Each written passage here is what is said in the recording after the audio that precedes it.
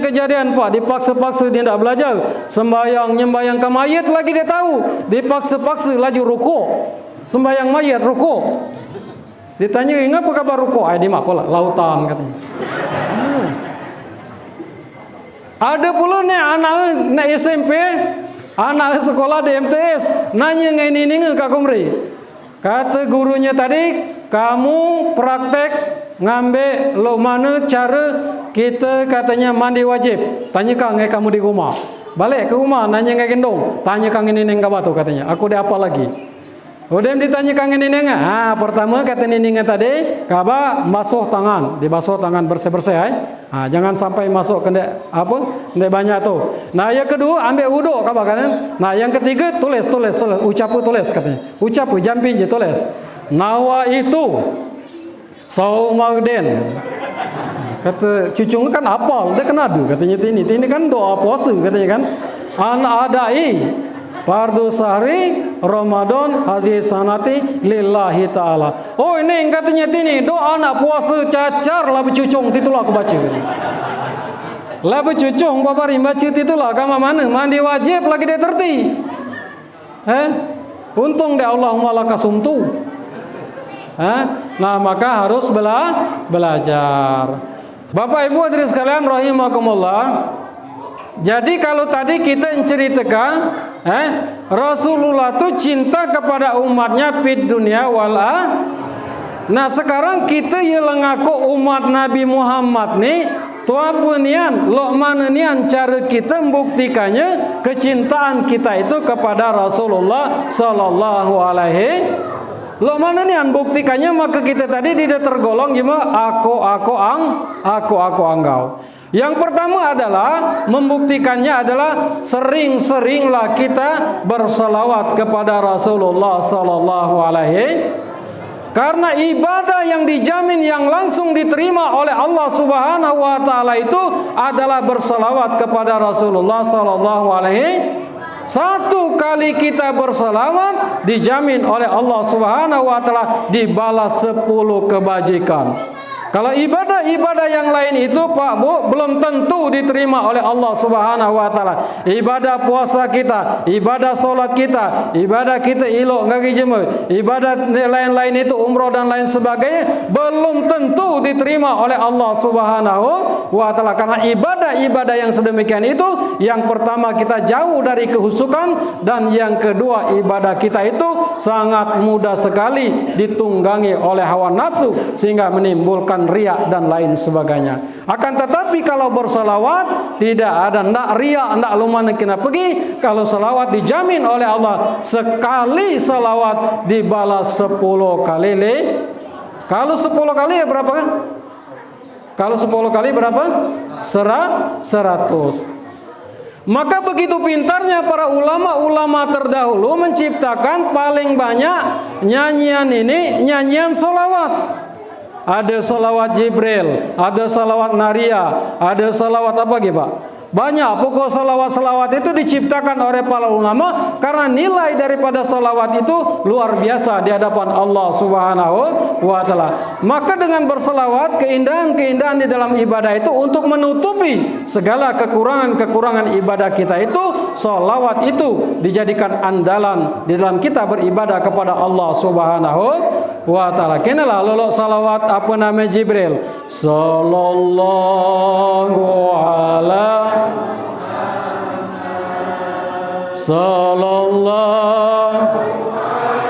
wasallam.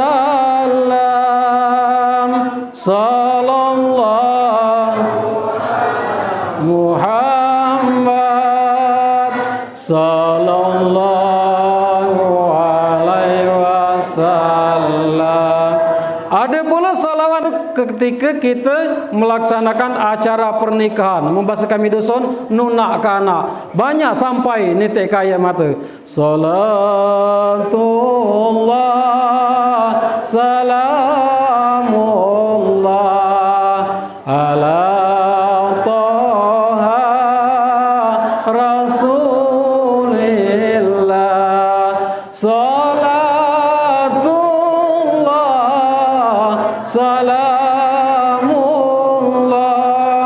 ala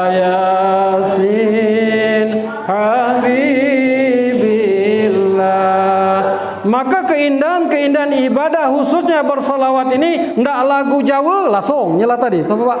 Tadi solawat kamu tadi ndak lagu Jawa langsung, ndak lagu rejongan langsung. Bok baca berjong, bok. Mana nek tu? Masa tertinggal berjong. Selawat ini nak bahasa mana kita pergi terserah kita. Nak bahasa nada lintang laju, bahasa nada Jawa laju. Banyak maka diciptakan oleh para ulama dahulu. Salawat ini kata banyak lagu. Kalau ibadah-ibadah lainnya dia tahu kita nak ubah. Dek boleh, harus sesuai dengan tuntunan daripada baginda Rasulullah sallallahu alaihi wasallam. Kini lah misalnya lolok keadaan kita ngebang diubah lagu dangdut, Pak. Dek boleh aku rasa. Hayyalah sholat, hayyalah sholat, hayyalah palah, kodok mati sholat. Boleh deh itu. Deh boleh, kalau salawat boleh. Sembayang baitulah puluh sambil joget-joget Allahu Akbar diikut-ikut kapula dia boleh tahu. Asyhadu an la ilaha illallah kata kita kan. Deh boleh. Akan tetapi salawat nak lagu apa kina silakan. Kina lah almarhum Gus Dur. Astagfirullah rabbal Astagfirullah minal khotoya. Itu lagu dangdut itu Kak Komri. Wahai Allah Tuhan kami, tak pandang kasih, tak pandang sayang. Itulah nyanyi jemaah beriman kepada Allah. Dikir satu dimak dikir lah nyindir. Ini dide kerba ini kadang-kadang awak lah ngaji dimak dikit mulai nyindir. Empai dia bergulai sekali. Perasaanku telah berbakti kepadamu kan. Mulai nyanyi nyindir lagi kan. Awak dewe lah ngaji lah kadang ku berpikir kan mencari gantinya. Nama mana tini katanya mati lagi lo melang ganti ni.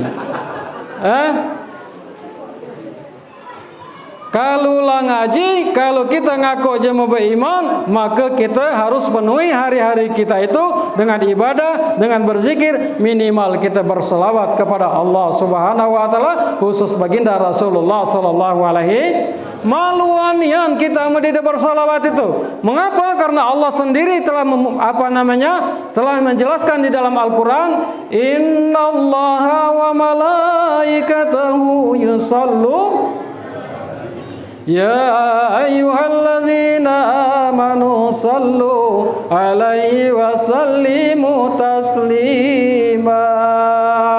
Sesungguhnya Allah dan para malaikat bersalawat untuk Rasulullah sallallahu alaihi. Maka hai orang-orang yang beriman, bersalawatlah dengan sebaik-baik salawat. Jadi kalau sallu itu kalimat mudhari. Berarti Allah itu terus-menerus bersalawat untuk baginda Rasulullah sallallahu alaihi. Ngapa kita seorang hamba al-insan mahalul khata'i wa nisyan yang tidak pernah terlepas dari salah dan dosa, kita tidak berselawat kepada Rasulullah sallallahu alaihi wasallam, nanti kita merengek-rengek nak minta syafaat sementara kita tidak pernah bersyafaat kepada Rasulullah sallallahu alaihi wasallam. Masih kena hobi berjoget-joget, begigi ada lagi masih kena nyanyi kemana-kemana. Dek ruan di mana alamat? Dek begigi. Tambah main lagi, tambah pengantin baru. Ayo dem, satu nyanyi.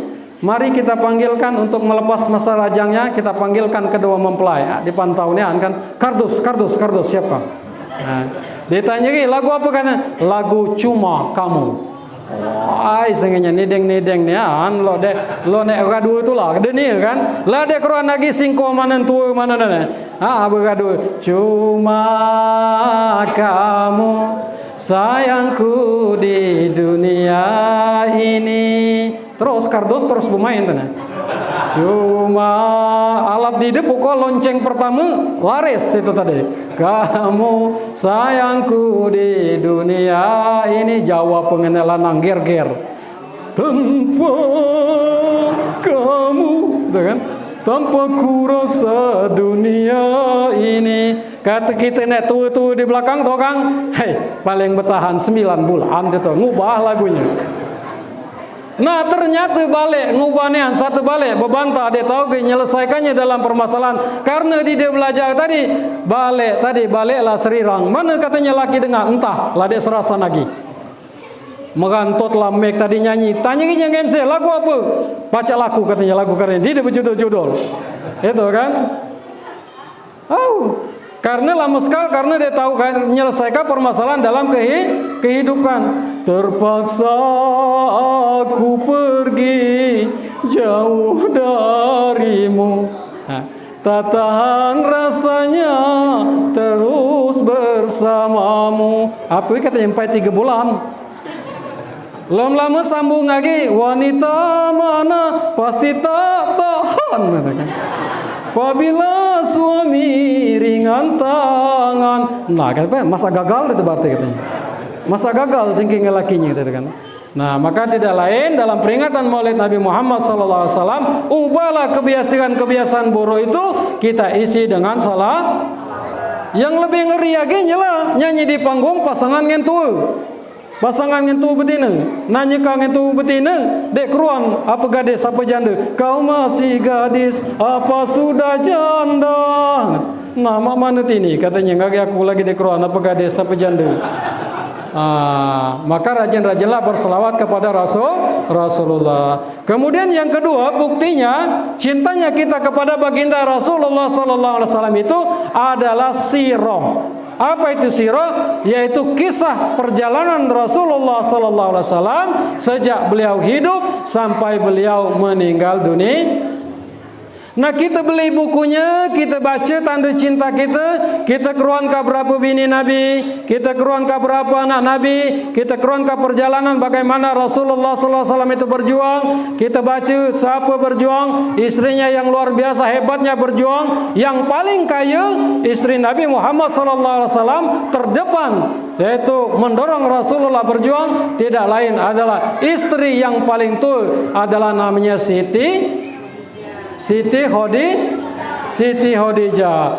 Kalau kita baca perjalanan Rasulullah itu termasuk bininya bu, kamu baca, maka semakin cintalah kita kepada Rasulullah Sallallahu Alaihi Wasallam. Siti Khadijah tu bu, 3/4 daripada kota Mekah tu bandanya banyak. Dia mengambil dagang ni ngati Khadijah gala.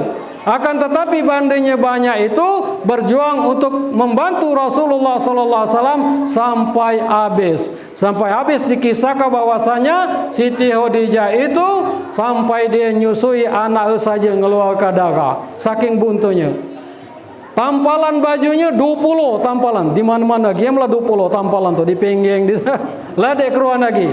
Sampai berpesan kemudian Khadijah kepada anak namanya Fatimah, wahai Fatimah, sampaikan ngai bapang kabange abah kabatu, kalau aku mati kele, aku minta sorban yang pertama kali dipakai oleh Rasulullah mendapatkan wahyu di Gua Hiro. Artinya dia kan embalot itu. Kemudian dijawab oleh Rasulullah, wahai istriku, kau tidak usah risau dan tidak usah ragu bahwasanya kain kafan untukmu telah disiapkan dari surga, satu untuk Husain, satu untuk dua cucunya, kemudian untukku dan untukmu. Jadi telah disiapkan gale isan di surga. Itu namanya Siti Khadijah. Kemudian berpesan pula dengan Rasulullah SAW, dia kamate, wahai suamiku, andaikan perjuangan engkau memperjuangkan agama Allah Subhanahu wa taala ini nanti engkau akan menyeberang lautan dan engkau tidak punya dana lagi untuk menyeberang lautan itu, maka bongkar kuburan aku, katanya, ambil tulang belulangku, jadikan jembatan untuk menyeberang ke lautan sebelah. Itu cinta Siti Khadijah ngagi Nabi Muhammad. Kalau kita udah apalagi ya ambil anak udah pantuk-pantukannya sapu ke dinding kamar tu ngajung bangun. Kesiangan lah kena tegur boleh. Jadi deh. Akan tetapi Khadijah lulu itu dia bu. Lama teh baik tahu akannya bongkar kuburan aku, katanya, ambil tulang belulangku jadi kajeramba. Kande perjuangan ke seberang sana. Itu namanya Siti Khadijah. Maka diperkenalkan dengan sering-sering kita membaca sirah itu, yaitu Rasulullah SAW itu banyak kita dengar dari para ulama-ulama dulu, ulama-ulama yang hebat. Kalau dulu dinyanyi kaba, ngapalkannya. Kalau Mbak Indagi jangan kah dinyanyi kah, dibuka lagi ada. Ibu-ibu nih, lemak muka HP apa lemak muka Quran? Hah? Aku nak nanya rohaninya ke jasmani lagi nancagu sehat itu. Lemak muka HP apa lemak muka Quran? Hah? Lemak pergi ke masjid apa lemak nonton sinetron? Ama lakinya terlambat sembelih sembako marah dia. Ama lakinya terlambat sembahyang subuh marah dia. Marah terlambat sembahyang subuh apa marah terlambat beli beras? Hah? Memang kira-kira? Ay, perlu kali itu Ustaz, dia tahu cinta baik main lagi. Ya? Nah, maka diajarkan dulu anak-anak ini kan, diajarkan ilmu tauhid sejak dini. Diajarkan. Nah, anak galak diajari nyanyi lagi? Galak diajari nyanyi lagi? Hah? Pada zaman dahulu kala Nabi Muhammad namanya Siti Aminah, ibunya Abdullah nama, Madinah tempat tinggalnya. Setelah dewasa diangkat menjadi Rasul oleh Allah yang kuasa, pencipta alam semesta. Makanya zaman-zaman dulu tumpuk anak jema banyak 12 papeden 8, 7 empuk dia ingogan dia terus masih sempat ngajarkan ilmu tauhid itu. Masih sempat dia ngajarkannya sambil nitih apa namanya? Sambil ngambil iyata beras. Pada zaman dahulu kala, pada zaman jahiliyah, lahirlah seorang rasul yang terakhir yang mulia. Tanya gini anak pertama tadi ni ingukan tadi. Ni berjantai tadi. Siapa namanya katanya, Mak? Siapa namanya? Nabi Muhammad namanya. Tanya ini pula nenek nomor 2 tadi, nenek saya banyak kutu tadi kan. Siapa nama dongeng? Aminah nama ibunya. Bapaknya siapa katanya, Mak? Abdullah nama ayahnya. Di mana tinggal? Di Reformasi apa di mana katanya? Di Gang Ceden. Madinah tempat tinggalnya. Setelah dewasa diangkat menjadi Rasul. Siapa ngangkat? Wali kota katanya. Siapa ngangkat? Tanya-tanya ngena tadi. Oleh Allah yang kuasa. Siapa Allah tu, Mak? Pencipta alam semesta. Itulah melalui nyanyian-nyanyian baik pacak jawab pertanyaan anak. Kalau Mbak Indagi tanya-tanya bingung karena dia keruan sejarah Rasulullah sallallahu alaihi. Mak katanya ngapa sangka Nabi itu lahir pada tahun gajah? Kabani katanya, angka dia dilahir di tahun gajah, dia itu dilahir di tahun kambing. Dek keruan tu apa alasannya ini ngapa lahir di tahun gajah? Tu apa nian? Peristiwa tahun gajah disebut tahun gajah nih. Sebut karena kamu dindak kalah tadi, angka ini lahir di tahun gajah, lidek lahir di tahun kambing. Terti apa? Terti. Maka nak belajar, apalagi Mbak ini kita harus dituntut lebih pintar. Karena banyak kejadian-kejadian Pak, dipaksa-paksa dia tidak belajar. Sembayang, nyembayang ke mayat lagi dia tahu. Dipaksa-paksa lagi rukuk. Sembayang mayat rukuk. Ditanya, apa kabar rukuk? Di mak pula lautan katanya. Ada pula nih anak SMP, anak sekolah di MTS, nanya ini Kak Kumri. Kata gurunya tadi, kamu praktek ngambil lo mana cara kita katanya mandi wajib. Tanya kang kamu di rumah. Balik ke rumah nanya gendong. Tanya kang ini neng batu katanya. Aku dia apa lagi? Udah ditanya kang ini neng. Pertama kata ini tadi, kaba basuh tangan, dibasuh tangan bersih-bersih. Jangan sampai masuk ke apa? Ndek banyak tuh. Nah, yang kedua ambil wudu kaba kan. Nah, yang ketiga tulis. Ucapu tulis katanya. Ucapu jampin je tulis. Nawa itu Saumauden. Kata cucung kan apal, dia kan adu katanya ini kan doa puasa katanya kan.